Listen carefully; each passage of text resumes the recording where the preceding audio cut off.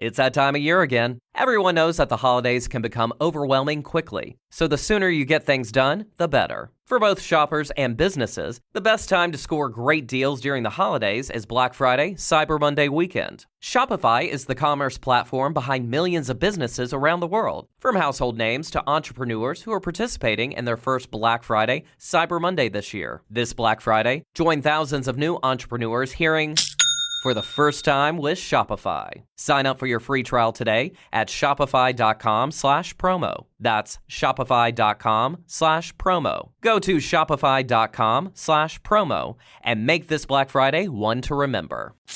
Hello, I'm Diane Morgan. If you know who I am, you know who I am. If you don't, who cares? I'm here to explain Italian Time, a holiday phenomenon where Italians throw away their clocks and gather for eternity with San Pellegrino. I've been at this party so long that I've eaten 5 courses, hugged someone's grandma twice and been offered a job in the family restaurant. So this holiday season, make sure to bring enough San Pellegrino to last you through the meal, the after meal and the entire goodbye ritual. San Pellegrino, holiday on Italian Time. This episode is brought to you by Amazon Prime. Black Friday Game Day on Prime is an epic day of live sports. It all starts at 9 a.m. Eastern with the Capital One Skins game. Then, Black Friday football returns when the Bears take on the Eagles at 3 p.m. And it culminates with the final night of Emirates NBA Cup Group play with Bucks Knicks at 7 p.m. and Mavs Lakers at 10 p.m. Black Friday Game Day, only on Prime.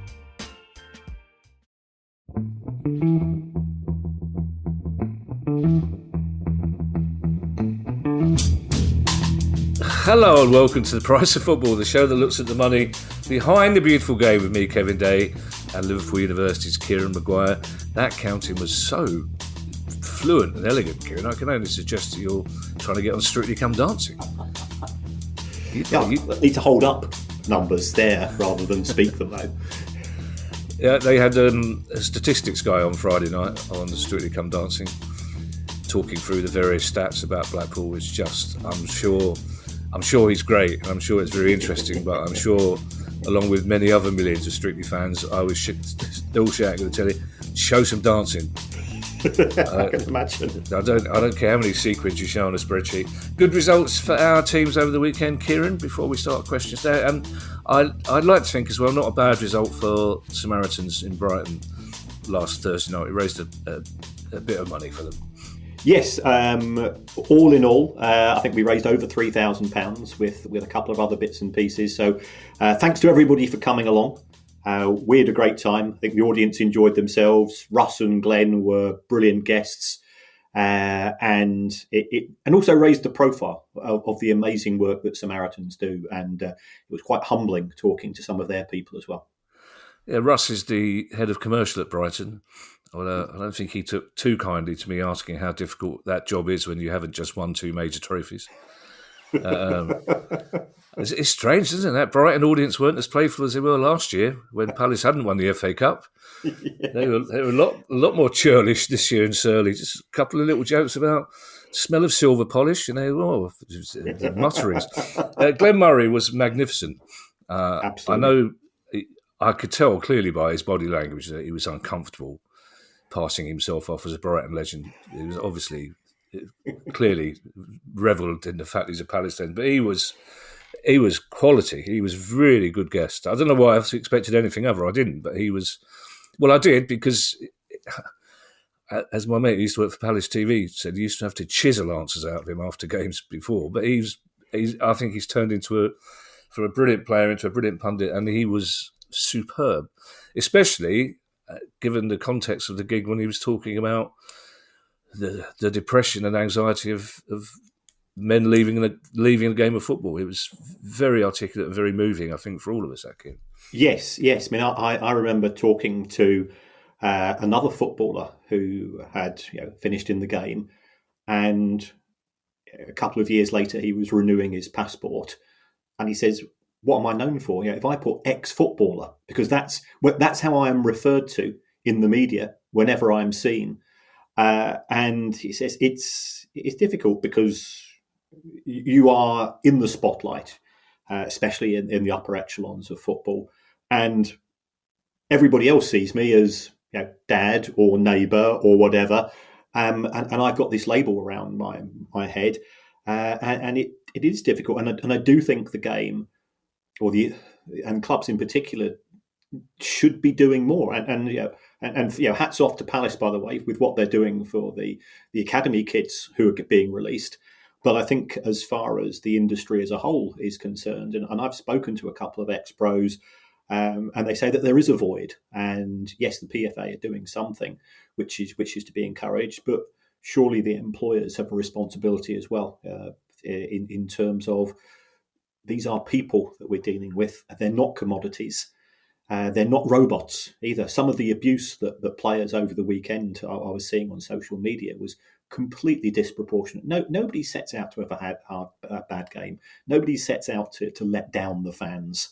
And football players are not traitors. Well, see, you say that, Kieran, but if I was a Tottenham fan yesterday, I'd have been sorely tempted. I'm a mild-mannered man, but I'd have been sorely tempted.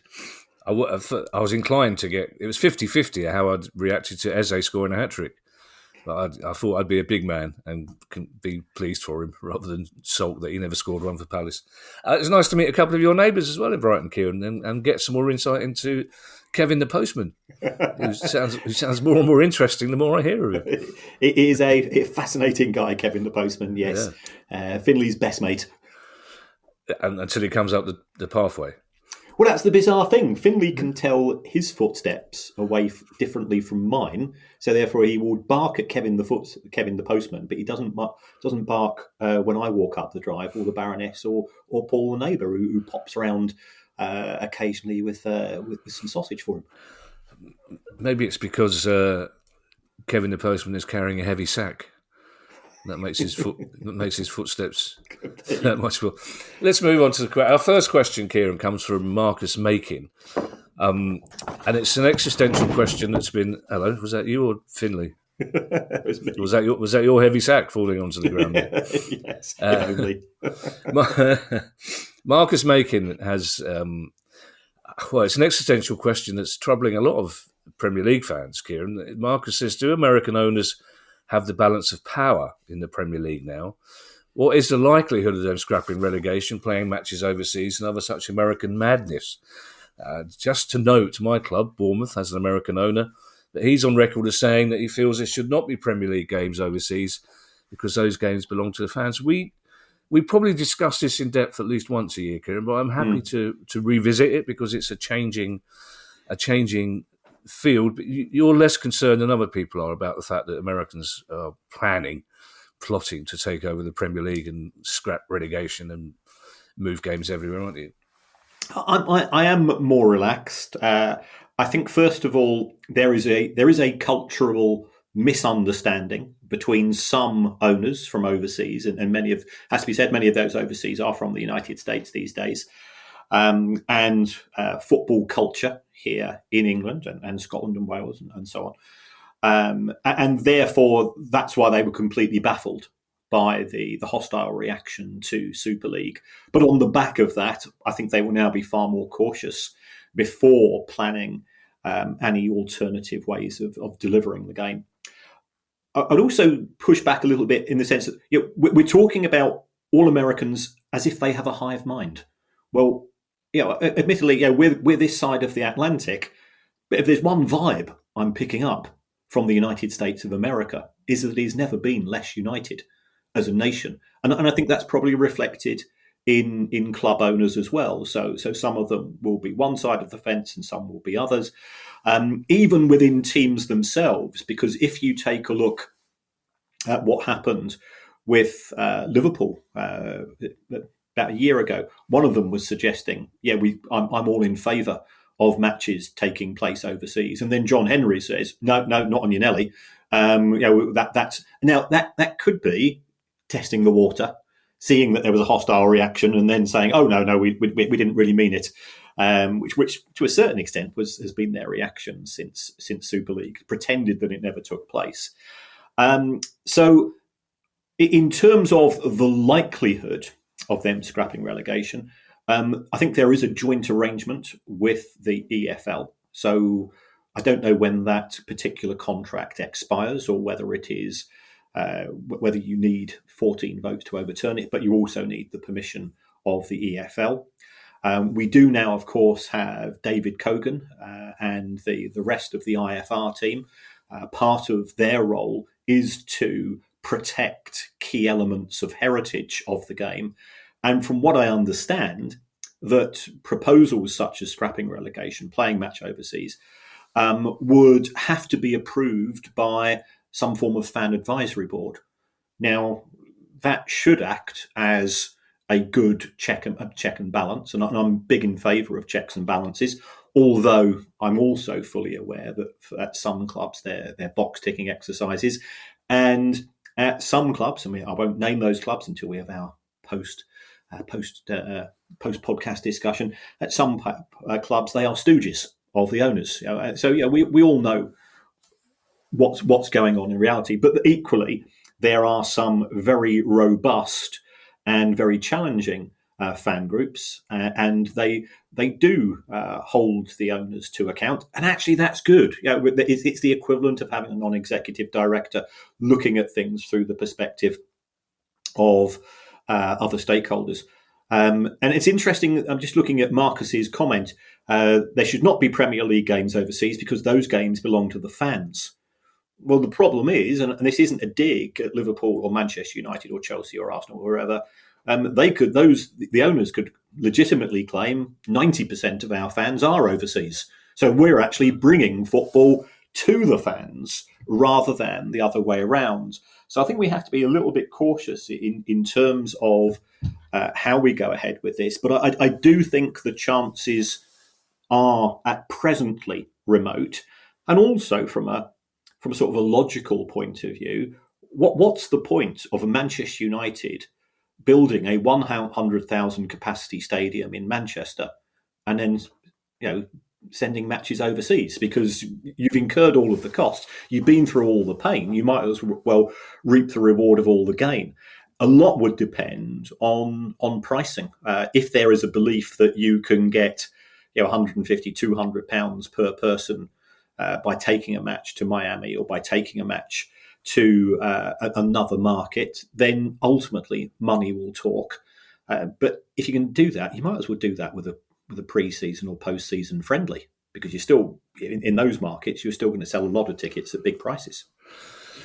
Will you imagine as well that Premier League club owners will have seen the fuss in Spain about playing a game there? And I think for a lot of people, we discussed this before, for a lot of European football fans, I think they assumed that if any country was going to do it, Spain would be the first one to do so, because Barcelona and Real Madrid fans tend to do what their owners want them to do, if you see what I mean. They're obviously huge fan base, but it's the smaller clubs that have the organised bolshy fan groups. But also, if you're the American owners of Liverpool, notwithstanding that they are 11th in the table, Liverpool are never going to get relegated. So why would you risk... The broadcast deal is not going to be as healthy if there's no relegation from the Premier League. As far as I can't see why the broadcasters would pay that much money for a league in which no one's... Basically, if the only thing you've got to play for in television games is who finishes first and who finishes second, you can pretty much guess who those teams are going to be. The broadcasting deal isn't going to be as helpful, surely, as generous. So why did the American owner want that? I absolutely take on that viewpoint, and I was discussing that with somebody else today. I go back to Leicester City winning the Premier League in 2016 and the broadcasters saying it was an absolutely awful year for them. So I think you or I, because we are legacy fans, we are football romantics, for me, final day of the season, relegation is just as exciting, if not more exciting in many regards, because let's face it, we probably feel a kinship with football clubs that have been relegated, because between us, Kevin, I think we've seen a fair old number of relegations over the years, than winning the Premier League. And therefore, I'm more likely to tune in if there's some jeopardy in that final day's set of results. But as far as international audiences are concerned, let's be perfectly frank, they don't give a damn whether it's Burnley or Wolves. They don't give a toss whether it's Leeds or or West Ham that's going to get relegated. They're just interested in the big six clubs who probably generate around about 90% or more of foreign interest in as far as international fans are concerned. So would they be particularly bothered? I'm not so sure. I think domestically it might have a bit of a dip, and then if our clubs, for example, are on the right side of the line, we've got an existential question, because what is the point? We ain't going to win the Premier League. We no longer can get relegated. You then end up wondering, why are we doing it? And again, it goes back to what your Ali's always said. It's not the football that's the important thing. It's going to the Porsons. It's sitting around that same table with those same blokes, with those same anecdotes, and having a match day experience of which the football game is the hook through which the rest of our weekend revolves. I've got some new anecdotes for the Porsons now about how badly those Brighton fans treated me. There'll be also you're such a good teacher, Kieran, that when you say I absolutely take the point, I know that you mean no, you're wrong. And you get there is no wrong. There is no wrong in this discussion. You get the same kindly sorrowful look on your face that my father-in-law used to get if I mixed up Genesis and Deuteronomy. It was just basically. Adam Glass has our next question. Now, Adam Glass, during this question, describes himself as a layman. But I have to admit, Adam, it's a great question, but I needed to read it twice to get my head around it. It's a very good question, but I don't mind admitting that sometimes I have to go, hang on a second, I need to break that down into Paddington Bear-sized chunks. But Adam Glass says, one of the big outcomes from the Man City v Premier League associated party transaction case. Remember that, Kieran, a Man City case that was actually dealt with? Incredible. Oh, yes. Those were the days. Yeah. So one of the big outcomes from that APT case was that shareholder loans were unlawfully excluded from the APT rules. In light of this, lots of people have argued that if the rules are changed to include such loans, owners could just convert them to equity. Now, to my layman's brain, and Adam, you'll be pleased to hear that Kieran is nodding so far, to my layman's brain, it seems rather perverse that clubs could get around the rule aimed specifically at preventing owner subsidies by simply converting their subsidy into an even bigger and more explicit one. So this got me thinking, is it possible or feasible that the APT rules and the fair market value test could be applied to equity injections from 100% owners? Given that clubs without rich benefactors have to fundraise on equity markets and give away shares to be able to cover the maximum loss allowed by PSR, could you conceive of some kind of fair market value test that could apply here, for example, based on a club's valuation? Right. Fascinating question, this, Adam. This, I think if we did introduce such rules, it would be a godsend to the finance and legal communities in terms of creating financial instruments which could work their way around this. I mean, the first thing that I would do is that if the rules were for, and I absolutely understand where you're saying, if you've got 100% of the shares and you've got 100% of the loans, it doesn't matter whether it's loans or shares. So what I'd do under those circumstances, I would create a football club where I owned 99.9% of the shares, and therefore the test wouldn't apply to such a scenario. So instantly my creative accounting brain thinks, I like this, so how do I get around it? And I think there would therefore be an ongoing battle between those clubs who see the financial control rules within football as a hurdle, which they're going to jump, and they're going to employ the best accountants and the best lawyers to ensure that they can jump it, and the football regulating authorities who are perhaps trying to apply the principle and the ethics and the ethos of what these rules are in theory, there to achieve.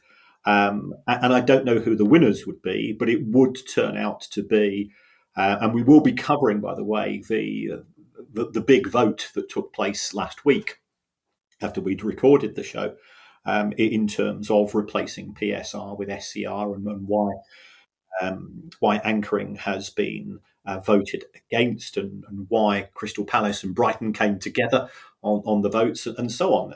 And everybody does what's in the best interests for their club. And that is absolutely right and proper. I have absolutely no issue with that whatsoever. But it does call into question whether marking your own homework, which is what we have when it comes to cost control rules, from a club's perspective, is necessarily beneficial for the game as a whole. So it is possible to come up with some set of rules. But, for example, here, Adam has said, based on a club's valuation. Okay. How much is a Banksy worth, Kevin? As much as anybody is willing to pay for it. Exactly. Perfect. Yeah. And it's exactly the same when it comes to a football club. So trying to work out a definitive value for a football club is very difficult. And therefore, if a decision went against the club, the first thing I would do would launch an appeal, and I would get an independent expert in to query the valuation. And it gets incredibly messy. Even if you value a club according to a formula, and we'll be coming to this a little bit later, there's ways and means of manipulating numbers within a formula. I've spent a lifetime looking at them and sometimes creating them for myself. And I don't do this. I just do this because it's for the same reason that I like doing Wordle and Sudoku. I like puzzles. And I can assure you, if I can do it, if you've got the best minds in the city on this, then they're going to come up of ways around this.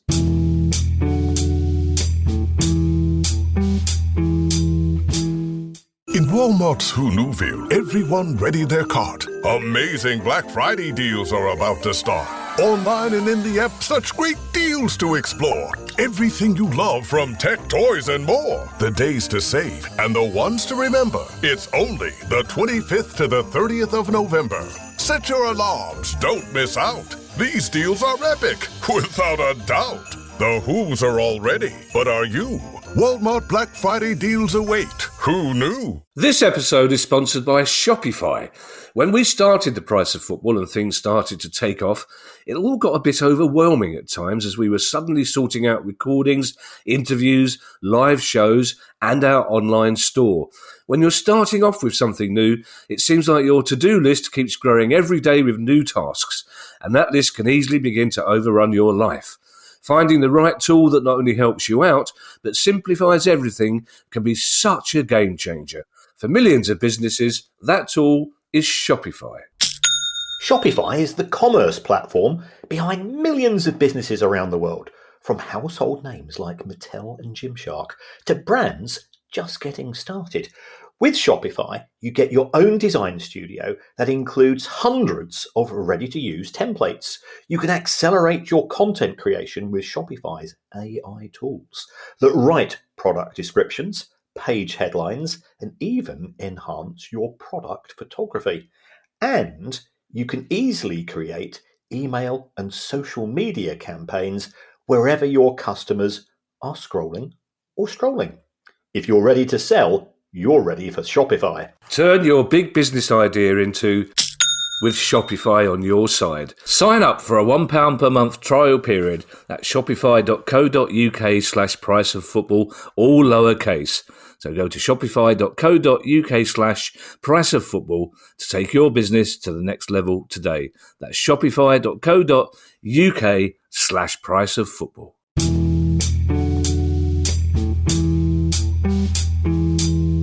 You see, because you are the difference between a genius and an evil genius. So you're a genius, but you use your genius for good. Whereas if I had your skills, I'd be using it for bad. Oh, we wouldn't be doing this pod now. I'd be out somewhere in the city making money. Does the fair market value test apply to the valuation of a club as well then, Kieran? I thought it was only for sponsorship deals. It is for sponsorship, but could you have a fair market value? Could you do a fair market test when it comes to investing in a club? I think that's what Adam is implying. Could we extend the current rules? And the danger with that is that if you take a look at the Premier League handbook and on Christmas Day morning when the Baroness is not around, I'm hoping that they will have updated it for the new set of rules, and if so, I'll be reading it on Christmas. Yeah, for me, it's all Christmases come true. But it's getting bigger and bigger, and it's a bit like if you, for example, look at the tax code here that we've got in the UK, and I used to teach tax many years ago. But even I struggled to cope with each year. It's a bit like doing a Jenga, or a bit like doing a bit of freestyle Lego making. Each year you take away a couple of bits and you add a couple of bits, and the monstrosity that you create is very unstable. And I think there's a danger of doing that within the cost control rules. And that's also something that we will be discussing on Thursday's show. And the reason for that is that the Premier League thought that anchoring an SCR together would work really well, and potentially they might have done, but to have one of them been voted against, it's actually creating a very rickety system, which is reinforcing the status quo. I was on Talk Sport on Sunday with Sean Custis and Henry Winter.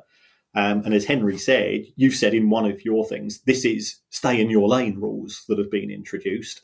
And certainly that's my conclusion. And we'll go into that in more depth when we do the news show. Talking of club evaluations, Kieran, this might be a good place to ask you a question that someone asked me following a discussion we had last week about money laundering in football. We talked about it in passing. Someone asked me if a League Two club were to go up for sale and it was bought for 80 million, 100 million pounds, would that immediately say, would somebody at the EFL or the regulator go, that's clearly way too much, we need to investigate why this person's paying that amount of money for that club? It's not within the remit of the EFL. The EFL's test is merely, do you have the money? And here's the more important thing, can you show where you have your source of funds? So therefore, if it was coming from an illicit source, you would hope that would be highlighted. But we've only got to go back to what we saw with Derby County and Chris Kirchner, and also with some of the other deals that potentially would have gone through. I mean, 777 and Everton, that you're never quite sure where the money's coming from. And in a world of offshore transactions and opaque bank accounts, which money being diverted through Liechtenstein, the Cayman Islands, BFI, and BVI. I've got BAFTA on the brain, and I think I've just lost it. Yeah, just for a moment now, I thought you were implying that the BFG was up to a bit of money laundering. That's what he's hiding in those big dark pockets. Nicholas Andrews Govan as our next question. Nicholas has been with us almost from the start, I think. But Nicholas asks, is following the news last year that Solihull Moors were charging Solihull Moors women's team £2,600 a game to use Solihull Moors pitch, is this a way to, in quotation marks, generate increase, close quotation marks, revenue by clubs charging their women's team money to use the pitch, having had the owners put money into their women's team outside of PSR? This is as cunning as a fox doing his final exams for his PhD. And I think just going back to Adam's question and some of the other issues that we've seen, the new set of rules, the way that they're going to be organised is that for every £1 of revenue that effectively the men's team generates through footballing activities, you can spend 85 pence of that on wages. So would some clubs be creative and set up an arrangement so that they now charge the women's team? If we charge them £1 million per home match, that means we can spend an extra 850 grand on wages, and at the same time the owner is investing £1 million into the women's team to allow them to pay that bill. So I expect to see whack-a-mole creative accounting being applied under the new ruling system. And I must confess, I hadn't thought of this one. So if I was wearing a cap, it would be firmly tipped, shall we say, in Nicholas's direction. And you might say, well, the Premier League will outlaw this, but yes, the Premier League have now, or rather the club owners have now decided to outlaw the sale of the women's team and to outlaw the sale of real estate to yourselves. But that is stable door, horse, gone off into the distance in the case of Chelsea. So you are making adjustments ex post rather than ex ante.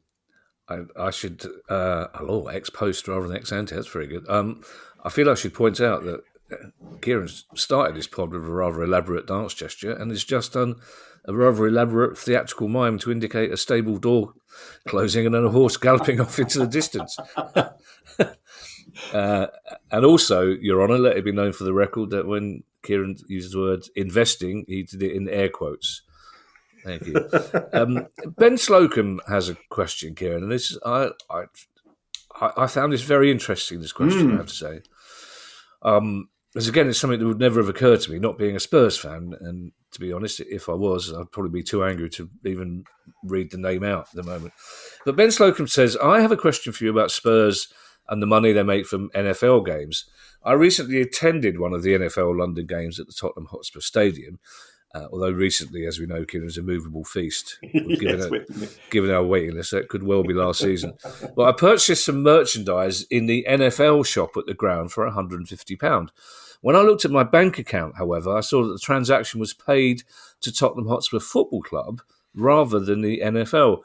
So what would the arrangement with the NFL and Tottenham be with the money made from the merchandise that I bought? Surely this will help Spurs massively with their PSR requirements if all that money is being paid to them first before the NFL take their chunk. Yes, I think you have raised a very valid point here, Ben, because we're entering the world of gross versus net. And reading, again, it goes back to this vote that took place last week.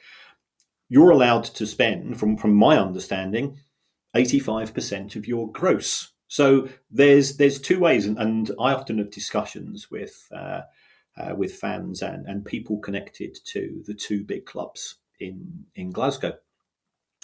Celtic have significantly greater revenues than Rangers. And part of the reason for that is that the arrangement that Celtic have with their kit manufacturer, which I believe is Adidas, is that Celtic run their own megastore. So if you sell a shirt for £100 and it's costing you 60, Celtic show revenue of 100 and profit of 40. Rangers tend to be operating on a franchise basis, and the mega store is effectively being run by the manufacturer of the kits. So a shirt is sold, and Rangers get £40. Now the net position is identical, except if we're now going to look at it through the perspective of the SCR rules, Celtic can take 100% of the gross cost, the gross sale price of the shirt, and Rangers take 85% of the net. So different clubs have different relationships with the likes of Nike and Adidas, and I can see a shift driven by SCR into those clubs who are effectively outsourcing their megastores to the kit manufacturers to try to say, well, we need to revise that. And that's absolutely daft, because that is the tail wagging the dog. But I think it's just further evidence and a further indication that, and fair play to the Premier League, they put out a long press release, and I have been through it line by line, word by word, and I think it was very measured. I think it was very detailed.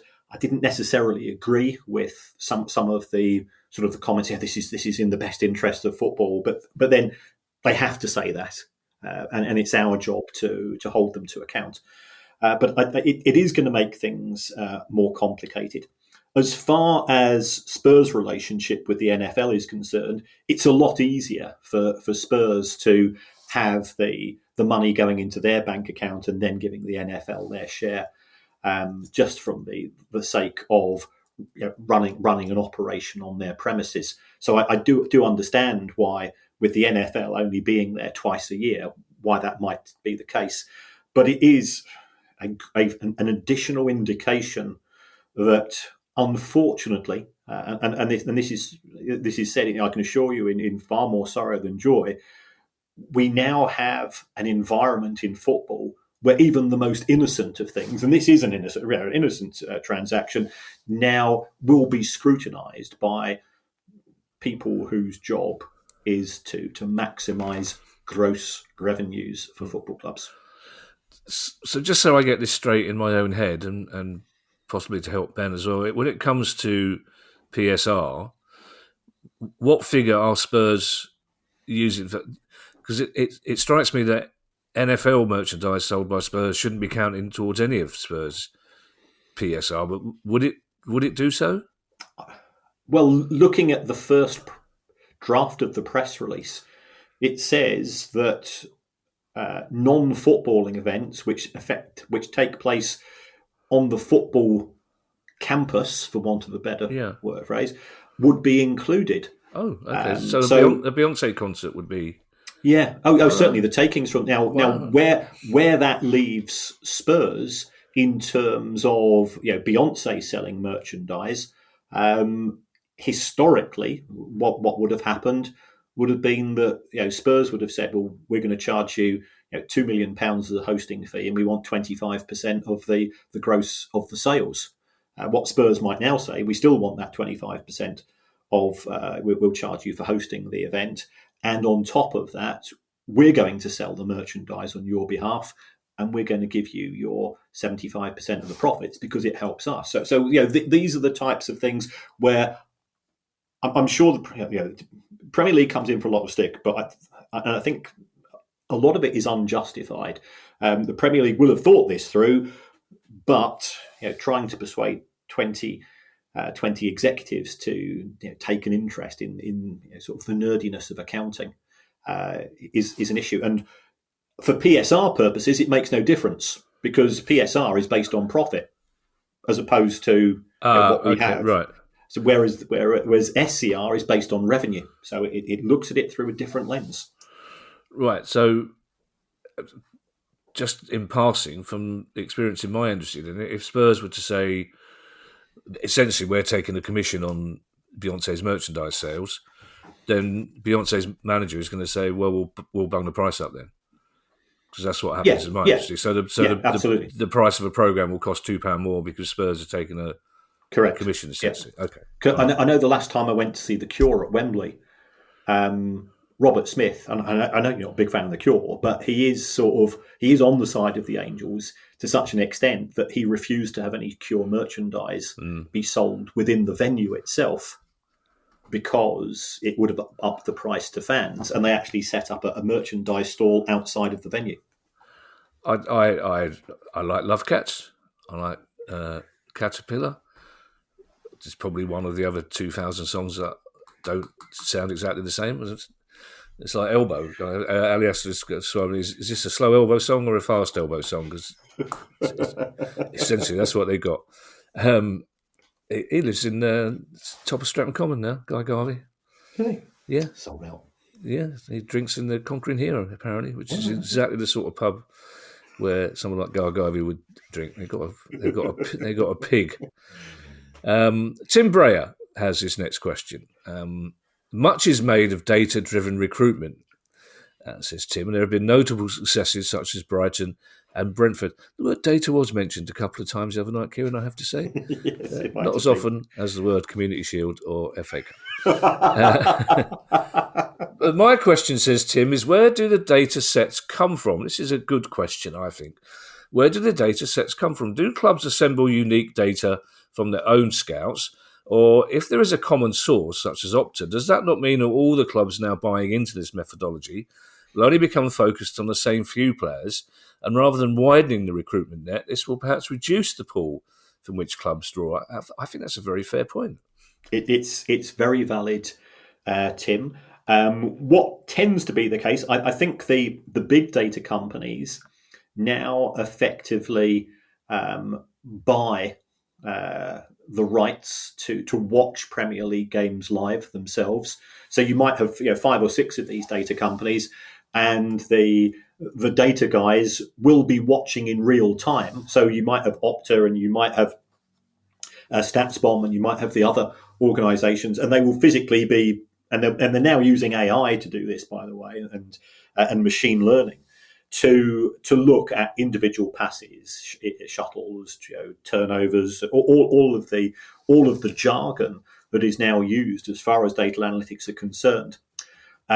So they will then sell that to their clients. So the football clubs become the clients, and the football clubs are buying the data from one. Sometimes they'll use data from more than one data collection company, and then they will have their own analysts, and then you've got the analytical companies having their own employees.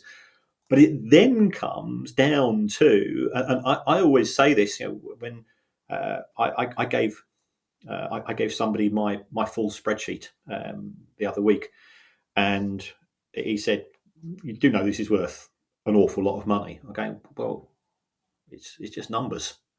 It's just a list of numbers. It's not. I don't see it like that. He said, "Well, you're not very commercial." So, well, but you asked for it, so I gave it to you. I'm not. And I also take the view that those numbers mean something to me because I input them, and it doesn't mean that somebody else would be able to understand them. And I've always said that if somebody gives me a piano, doesn't mean that I'm a piano player. If somebody gives me data, doesn't mean that I'm a data analyst. So it's all about interpreting the data, and it's a bit like the recipe for, say, Coca-Cola or KFC.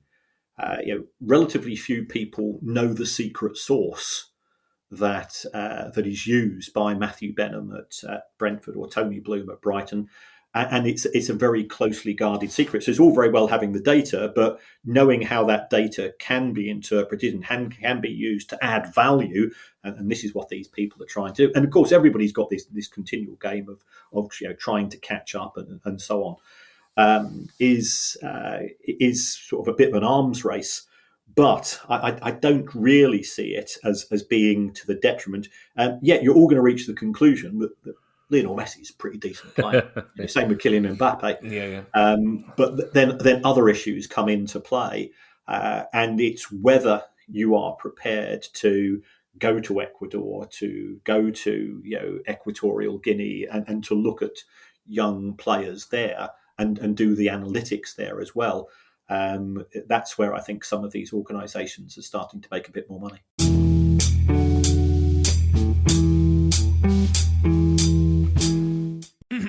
Oh, Hilton stay, your beds are soft and cozy. No lumpy couch, no stiff futon, no shower line at crack of dawn. Oh, Hilton stay, oh, Hilton stay. When you want holiday comfort you can count on, it matters where you stay. Enjoy comfortable rooms and friendly service when you stay with Hilton instead. Save up to 25% this season when you book with Hilton. Hilton for the stay. Terms apply. If we knew more about our sleep, what would we do differently? Would we go to bed at a consistent time or take steps to reduce interruptions to our sleep? With the all-new Sleep Score, Apple Watch measures your bedtime consistency, interruptions, and sleep duration. Then, every morning it combines these factors into an easy-to-understand score from 1 to 100. So you'll know how to take the quality of your sleep from good to excellent. Introducing the new Sleep Score on Apple Watch. iPhone 11 or later required.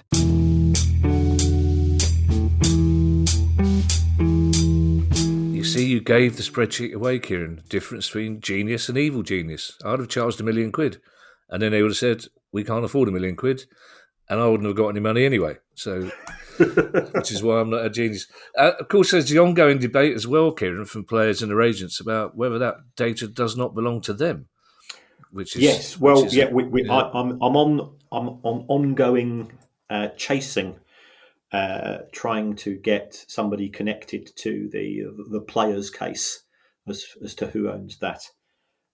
So yeah, I have texted him, but he's not replied. So I will try it again. Now, Jamie Dominguez has our next question. Speaking of spreadsheets, I think this would have sent you straight to one of them.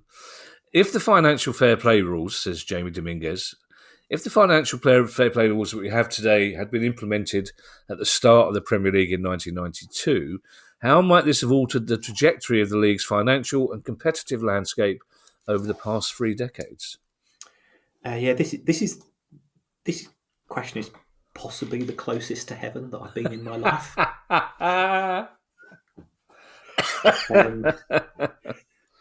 It's the type of thing I'd expect from Lord Flashheart in Blackadder. I'm actually doing a deep dive on the back of this, Jamie. So I haven't completed my work as yet. But yes, there would be significant implications. Chelsea would not have won the Premier League in sort of 2005, 2006 for those Mourinho years, because they wouldn't have been able to invest the same amount. Manchester City would not have won the Premier League in 2012, and they might have got a bit closer in subsequent years, but they certainly wouldn't have been the dominant force that they have been.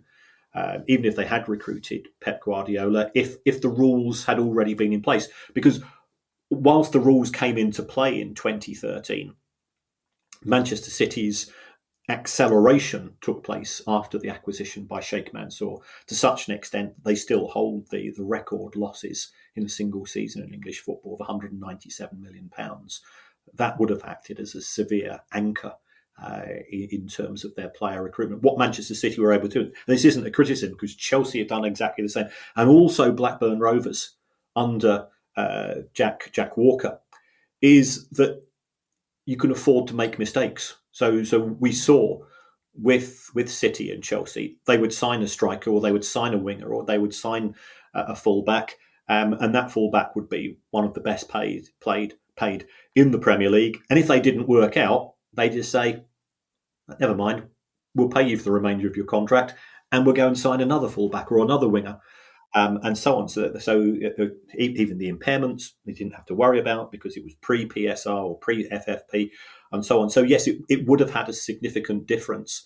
I think it could be argued that perhaps some of the owners would not have been attracted to the game, because Abramovich wanted to be a disruptor, and he wanted to effectively have his own sandpit to do as he felt, as he felt appropriate, and he certainly had the wealth to throw it away as far as his investment in Chelsea was concerned, and that didn't bother him because he had more than enough money to cover it.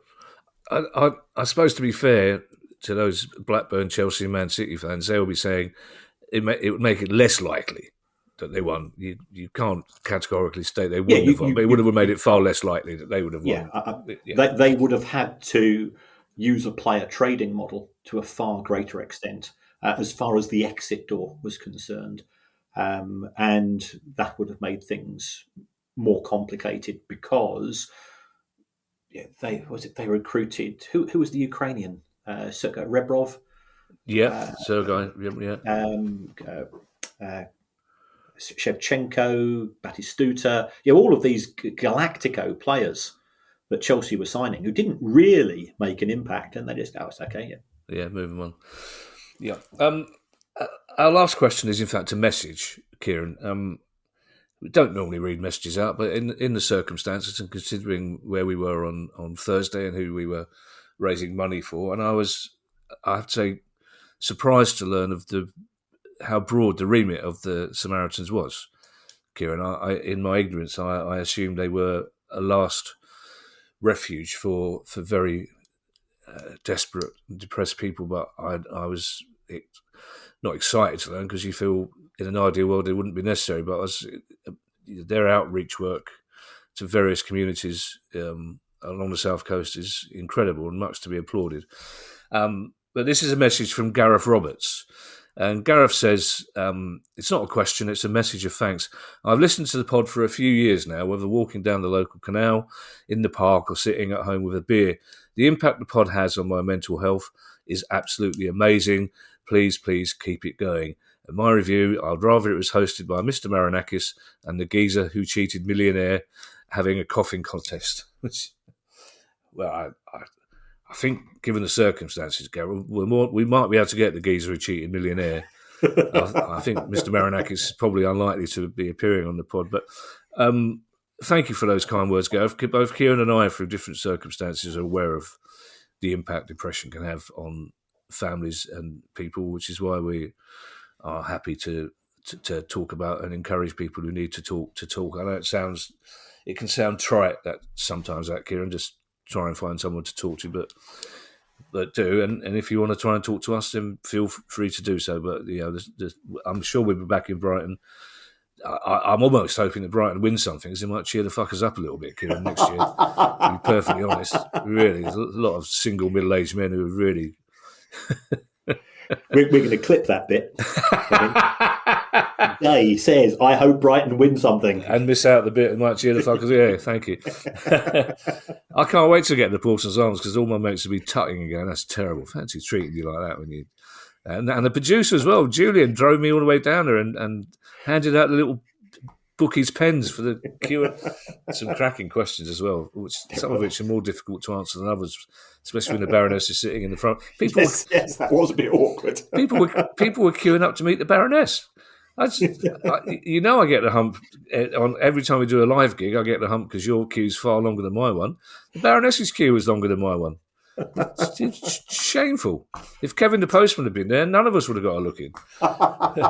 Thank you to everyone who's joined the Price of Football Club. If you'd like to join that club too and get every episode a day earlier than everyone else, ad-free listening and invite to our monthly Q&A sessions and our Christmas quiz coming up in a few weeks' time, bonus episodes and more, go to our website, priceoffootball.com. If you have a question you'd like answered on the show, email us at questions@priceoffootball.com. Don't forget, you can follow us on Twitter, you can find us on YouTube, and go back to priceoffootball.com if you'd like to buy one of our books or a Price of Football t-shirt. We'll be back on Thursday for our news pod, which will include a deeper dive into that Premier League vote. In the meantime, I shall hand you over to Mr. Kieran Maguire for his customary farewell. Well, thank you, as always, for everybody that does get in contact, and I'm genuinely moved by Gareth's comment. We think that this show is authentic, and we genuinely do love to get in contact with as many people as possible. And if it's helped anybody in any way, that is so humbling. There's various ways that you can support the show. And then with Christmas coming up, a subscription to the Football Club could be really useful. I think our quiz is the Monday before Christmas, so even if you just want to go and sign up for a month, that will give you access. And Kevin is the quizmaster extraordinaire, and I'm the nerd that answers the questions. And we have a genuinely barrel of laughs with the audience. So if you're doing nothing the Monday before Christmas, let's say it's a bit flat. You've all had your office parties the previous Friday. Everybody's slightly in recovery mode. And it's that funny week. Nobody's going really to work. Why not come along? And I'll assure you, it's a couple hour and a half well spent. But there are other ways of supporting the show. We acknowledge that everybody's asking you for subscriptions these days. So you could help us. It'll just take you 30 seconds. Just give us a review. Doesn't matter what you say. You can even say you would rather have the show presented by Mr. Marinakis and the bloke that went on Millionaire. And we'd be absolutely delighted. And trying to write in as a word, I think will be a challenge. Yeah, a hem somehow doesn't do it, does it? A hem. I can honestly say, Kieran, that the Christmas quiz night has become one of my favourite nights of the year. It's great. It's everybody dresses up on screen. It's really strange. Everyone puts a Christmas jumper on or a little bit of tinsel, and there's a real end of school vibe about the whole thing as well. It's lovely. Everyone joins in. We don't even the Baroness. Even the Baroness joins in. Yeah, we don't give prizes out anymore because we realised it really was the taking part that mattered in this case. Yeah. Also, I think we've run out of copies of the book, to be perfectly honest. Yes. Bye, everybody. Bye. The Price of Football.